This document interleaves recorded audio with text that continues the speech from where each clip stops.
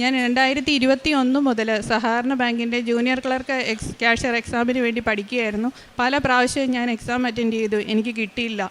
അതുകൊണ്ട് ഞാൻ ഒത്തിരി സങ്കടപ്പെട്ടിരുന്നു. എൻ്റെ അടുത്ത വീട്ടിലുള്ള ചേച്ചിയാണ് ഇങ്ങനെ കൃപാസന മാതാവിനെ കുറിച്ച് എൻ്റെ അടുത്ത് ആദ്യം പറഞ്ഞത്. അതനുസരിച്ച് ഞാനിവിടെ വന്ന് ഉടമ്പടി എടുത്ത് പ്രാർത്ഥിച്ച് നിയോഗം വെച്ച് അതിന് ശേഷം വരുന്ന എക്സാം അറ്റൻഡ് ചെയ്ത് ഹോളിൽ കയറുന്നതിന് മുമ്പായിട്ട് ഞാൻ വെഞ്ചരിച്ച നേർച്ച വസ്തുക്കളായിട്ടാണ് കയറിയത്.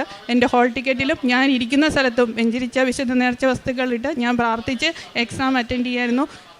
എക്സാമിൻ്റെ ക്വസ്റ്റ്യൻ പേപ്പർ കിട്ടിയപ്പോൾ നല്ല ടഫായിട്ടുള്ള എക്സാം ആയിരുന്നു. എനിക്ക് ഒരു രീതിയിലും അറ്റൻഡ് ചെയ്യാൻ പറ്റുമെന്ന് എനിക്കറിയില്ലായിരുന്നു.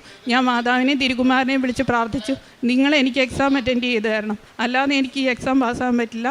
അങ്ങനെ ഞാൻ എക്സാം അറ്റൻഡ് ചെയ്തു. അതിനുശേഷം മാർച്ച് ലാസ്റ്റ് വന്നപ്പം എൻ്റെ റിസൾട്ട് വന്നു, ഞാൻ ലിസ്റ്റിൽ ഉൾപ്പെട്ടു.